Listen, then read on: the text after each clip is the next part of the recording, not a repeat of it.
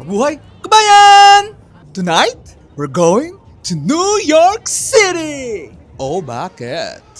Because the Christmas tree is up and I'll take you with us.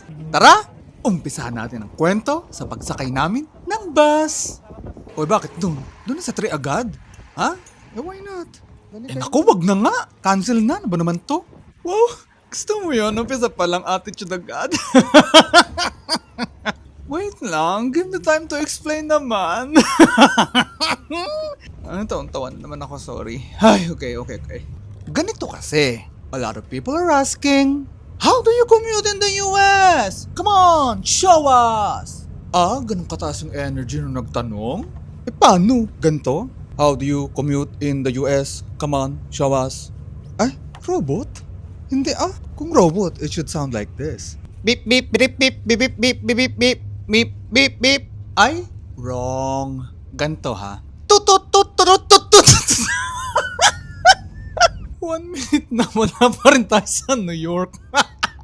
Check nyo na lang online. Basta we took the bus. Then eventually, magugulat ka na lang nasa New York ka na pala. Paano yung gulat? Oh, like this. Wow! Welcome to New York! Eh, what if robot yung nagulat? Basic. Welcome to New York City. Eh, yung totoong robot. Ay, may pumito. Bawal ang robot sa church.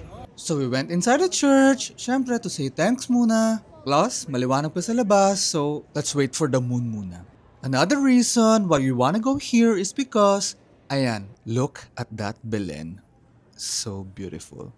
And this is the situation outside. Ay, grabe. You don't need to walk. Kahit nakatayo ka lang, you will be pushed papunta sa pupuntahan mo. Pero, I must say, the siksikan, it's so worth it.